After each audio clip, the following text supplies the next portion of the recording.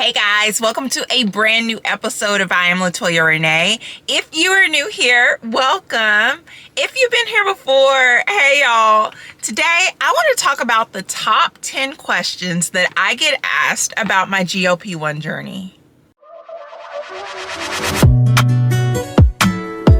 Don't play with it, don't be dishonest. Still not understanding. So I feel like this is going to be a really fun episode because I know a lot of you guys are new. You haven't been able to watch all my videos because I've got a lot. And so this will be a good video for you guys who are new to know exactly what my journey has been like. These questions are in no particular order in regards to how frequently they're asked. They're just frequently asked questions that I feel like I get asked not only online but in person as well. So let's get right on into it. Question number 1, what did I eat on my GLP-1 journey? That is a good question. And it's a question that kind of is up and down, right? In the very beginning, I'll be honest, I was really locked in and did a really good job about watching what I eat.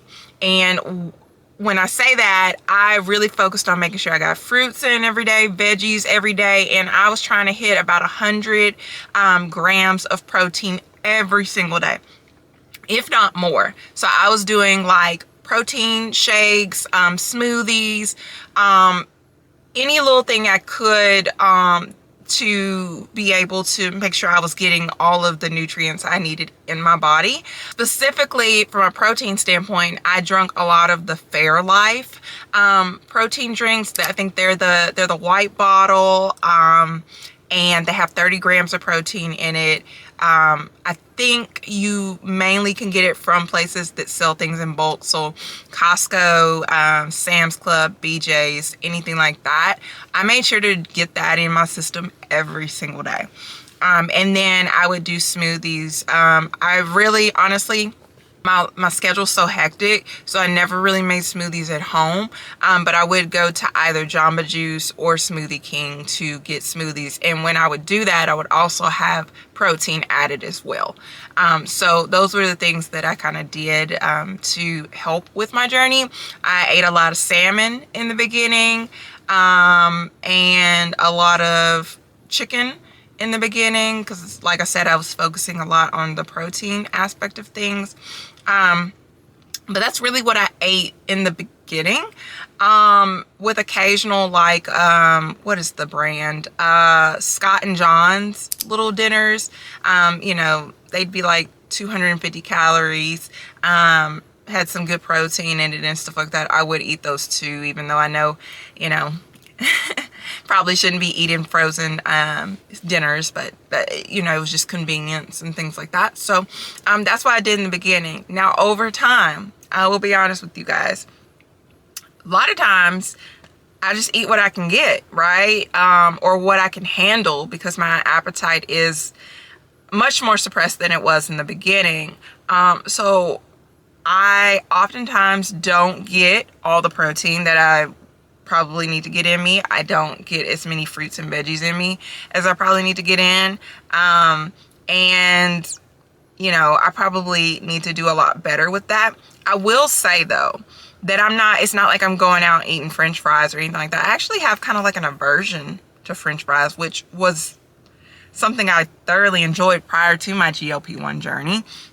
But French fries don't really taste right to me anymore. So it's not necessarily that I'm eating terrible things, but I could probably eat more nutritious things.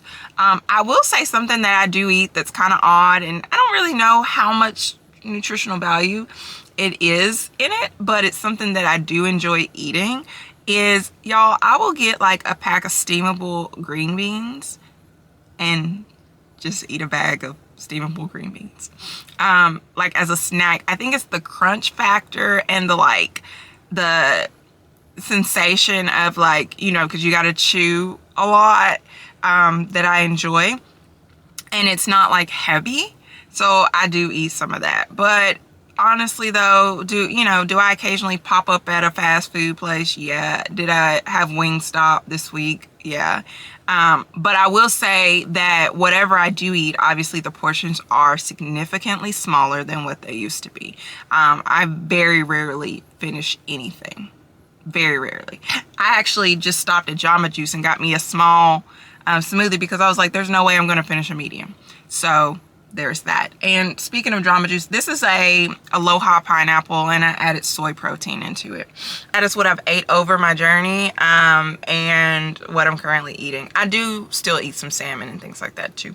Question number 2, do I work out, and if so, how much? Yes, I work out. I was working out before I started my GLP-1 journey. For years, I actually worked with a personal trainer, and then I also did group classes with a personal trainer way before I stumbled on the GLP-1 journey. And I did find a little bit of success, definitely got stronger and stuff, but I never really lost any weight.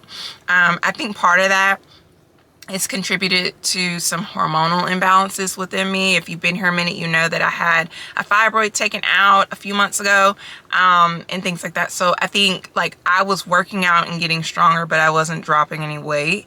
And so during my GLP-1 journey, I definitely continued what I had been doing and going to the gym, and doing like weightlifting, strength training, worked on flexibility, things like that, and a little bit of cardio. I'll be honest, I hate cardio. So when I say a little bit of cardio, it's a little bit of cardio.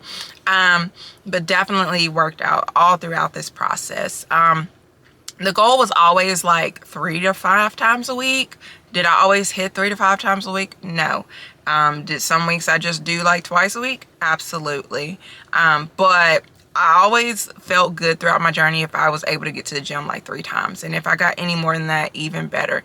I did do like 2-a-days throughout the journey. Not often, but like if I knew like I'm not going to be able to make it to the gym as much as I'd like that week, I would like go early in the morning and then go late at night. So that's just something I chose to do. That's not something that I think everybody should do or anything like that, because that's a lot of wear and tear on your body in one day. But I did do it throughout the journey to make sure I got to the gym like I wanted. All right, question number 3. Do I increase my dosage every month in my GLP-1 journey? I did not. I know a lot of people like go like up a dose every single month. I did not do that, y'all. I literally have only been on the highest dosage for like 2 weeks, and I'm almost a year in my journey. My journey started on Wegovy before I transitioned to compounded semaglutide. So in the beginning, I know the first month I did 0.25 of Wegovy. And then there were a few months that I did 0.5 milligrams of Wegovy. I'm not sure exactly how many, but it was more than 2. And then eventually went up to the 1.0 milligram dose.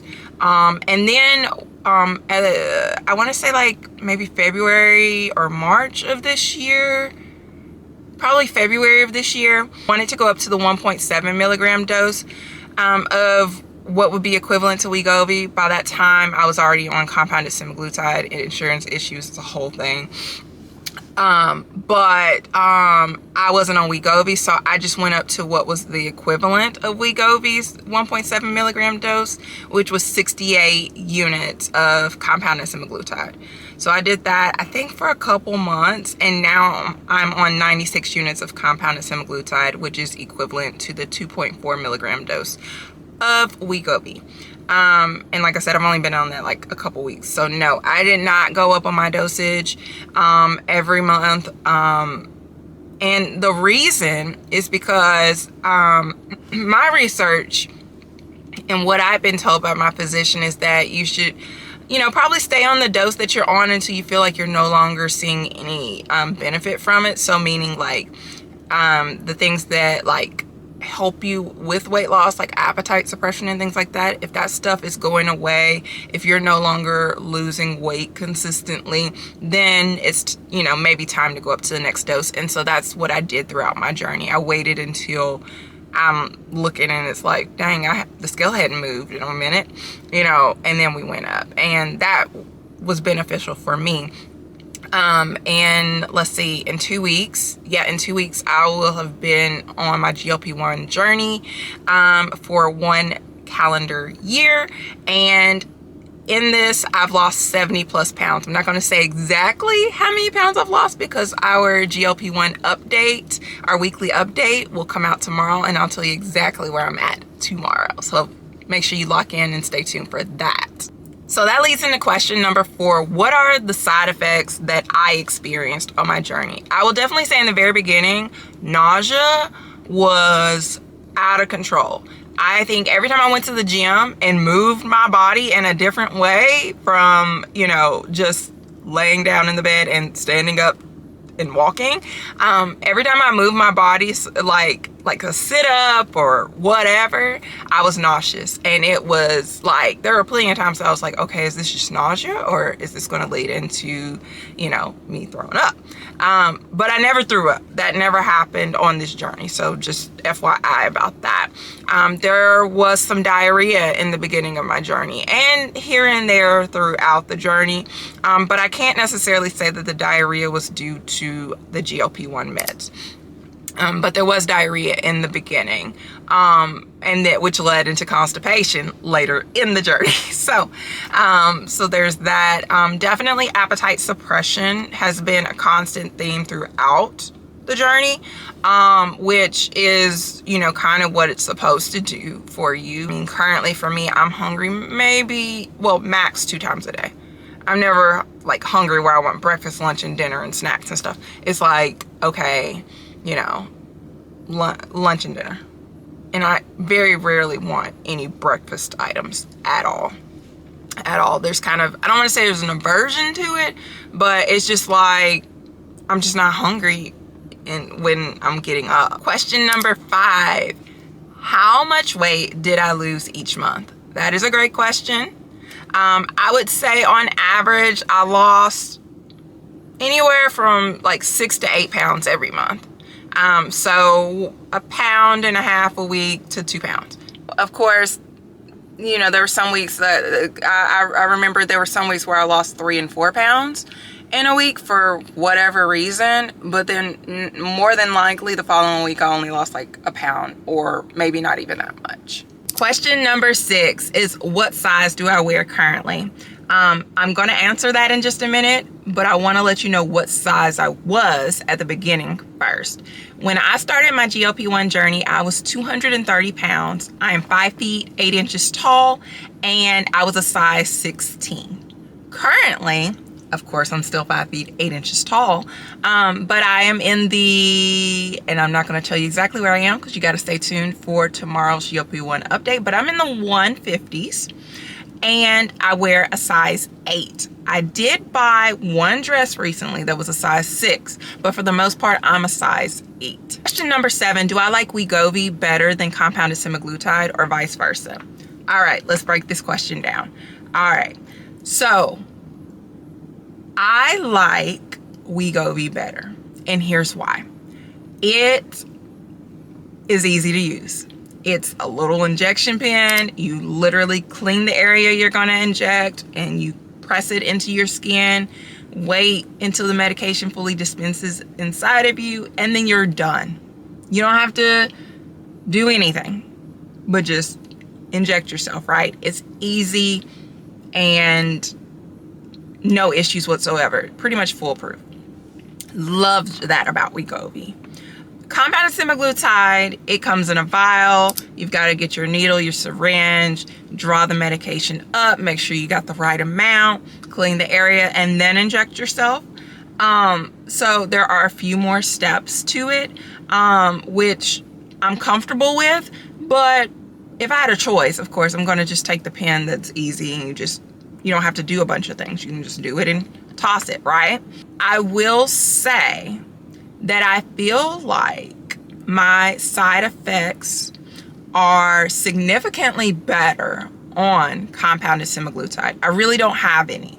And I forgot to mention that one of the side effects that I had throughout the journey was tiredness. I don't have it as much on compounded semaglutide as I did on Wegovy. And then there's other things too. So like sometimes Wegovy wasn't available right when I wanted it. I never really had to wait like long. And when I say long, like never more than like a day or for it to come in or whatever to the pharmacy.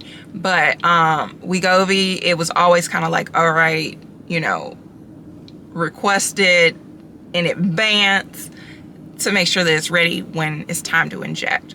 Whereas with compounded semaglutide, I never had to do that. It was just, you know, they make it the same. They make it there at the compounding pharmacy, and so you just show up and pick up your script. So there's pros and cons, but I think if I think about the whole journey, I definitely liked Wegovy better. Question number 8. Do I have to be on my GLP-1 med forever? So, I know some people say, yes, you do. It's, you know, whatever. You're going to gain all of it back if you don't keep taking it. My provider and myself have discussed this, and he feels that the habits that I have will keep the weight off. And so as a result, he is completely fine with me stopping my GLP-1 journey whenever I see fit.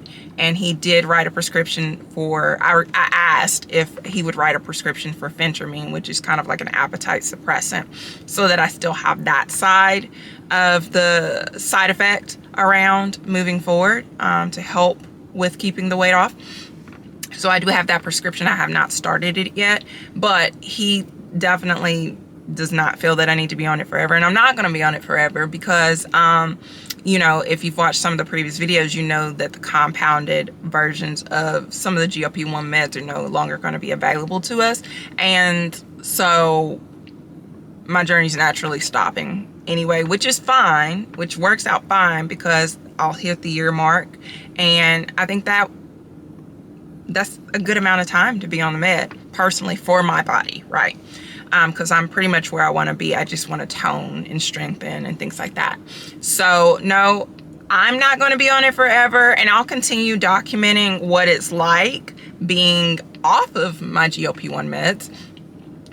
You know, I could be completely wrong and gain all the weight back and be sad and depressed and starting all over again. Who knows? I don't know. We'll see. We'll see. But between myself and my provider, the answer is no.